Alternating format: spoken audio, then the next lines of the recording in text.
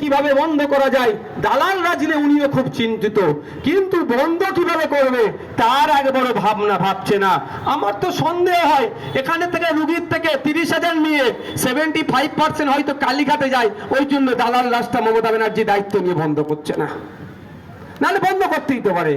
আমি ফর্মুলা দিয়েছি, Indian secular front formula দিয়েছে যে ব্লক হসপিটাল, জেলা হসপিটাল, কলকাতার নামি দামি সরকারি হসপিটালের সামনে ডিসপ্লে বোর্ড লাগিয়ে দেওয়া হোক। কেমন ডিসপ্লে বোর্ড? আমরা যারা শেয়াখালার মানুষ বাড়িপাড়া থেকে ট্রেন ধরে কলকাতায় যাই, যখন ফিরি আমরা কি বাড়িপাড়া থেকে কলকাতায় হাওড়ায় যাই, যখন ফিরি আমরা কি করি, হাওড়া স্টেশন দিয়ে আসি বা যদি ডানকুনি দিয়ে আসি, এই শিয়ালদা দিয়ে আসি, আমরা ডিসপ্লে বোর্ডের সামনে গিয়ে দাঁড়াই।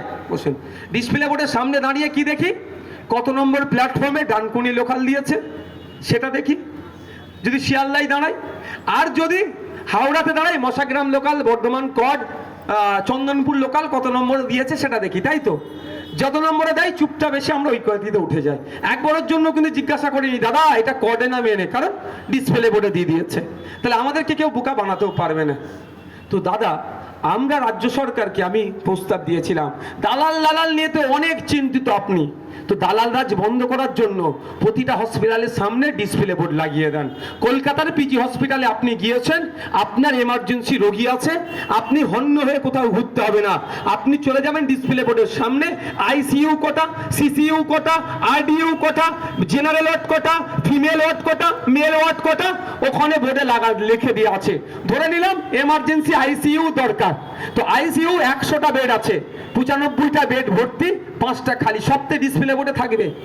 যখন 5টা ডিসপ্লে বোর্ডে দেখাচ্ছে খালি আছে, ও দালাল বা কেউ আপনাকে যদি বলে বেড নাই, আপনি তার কথা শুনে 20,000 টাকা দেবেন না আপনি চ্যালেঞ্জ করবেন ওখানে যিনারা অথরিটি আছে, ওই তো ডিসপ্লে বোর্ডে 5টা খালি আছে, আমি আগে এসেছি, আমার রুগীটাকে ভর্তি করো। এই ফর্মুলা আমরা দিই। এই ফর্মুলাটাই আমি বলছি ইউনিক আইডিয়া।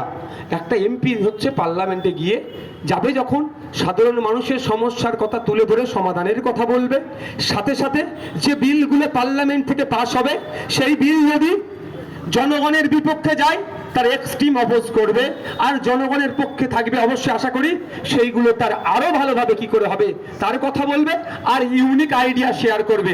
ইউনিক আইডিয়া শেয়ারের বিভিন্ন স্তর আছে, মেনশন আছে, কলিং অ্যাটেনশন আছে, প্রাইভেট বিলের মাধ্যমেও করবে। কিন্তু 15 বছরের এমপির কাছে আমি জানতে চাই, আপনি এই ধরনের মেনশন পার্লামেন্টে কথা করেছেন, কলিং অ্যাটেনশন পার্লামেন্টে কথা করেছেন, প্রাইভেট বিলের মাধ্যমে মানুষ যাতে উপকৃত হয়, মানুষের জন্য, শ্রীরামপুর বাসীর জন্য, শিয়াখালাবাসীর জন্য, ফুরফুরা শরীফ জাঙ্গিপাড়ার ভোটারদের জন্য কটা কথা বলেছেন, কটা শব্দ খরচ করেছেন সেটা বলুন। আর না আপনি হিসাবটা করলেন 3 বারের এমপি মানে পেনশনটা মোটা টাকা হয়ে যাচ্ছে, আমার সেই হিসাবটা দেখবেন নিট ফল জিরো, একে পাঠিয়ে কিছু লাভ হয়নি। তাই আপনাদের বলবো সময় আছে, 20 তারিখে কোনো রকম প্ররোচনায় পা দেওয়ার দরকার নাই, কারো কোথায় বিকিয়ে যাওয়ার দরকার নাই। আজকেই তো অমিত শাহজি এসেছিল কোথায়, মশাটে। আমি যাবার সময় দেখছিলাম, আমার গাড়ির ড্রাইভারকে বলছিলাম যেভাবে তারা সাজগোজ করেছে এই গরমে, আমাদেরকে যদি ওর 1/2 টাকা দেয় ওর থেকে বেশি আমরা লোক জমা করে দেবো। আমরা তো এখানে ভাই কাউকে গাড়িও দিইনি, কাউকে বিরিয়ানির প্যাকেটও দিইনি, আর 500 টাকা রোজ দিয়ে আসে হাজির করিনি, আর কোনো জায়গা থেকে লোক আসার জন্য বলিনি।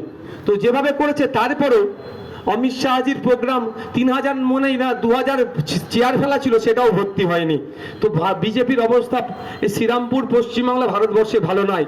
জয় বন্ধুরা ভাবছেন তৃণমূলের এই তোলাবাজির হাত থেকে, তৃণমূলের এই দুর্নীতির হাত থেকে, এই চাকরি চোরেদের হাত থেকে, যে তৃণমূল বাচ্চাদের মিড ডে মিল কাটিং করতে ছাড়ে না, এই তৃণমূলের হাত থেকে, যে তৃণমূল রেশন চুরি করে গরিবের রেশন পর্যন্ত লুটেছে,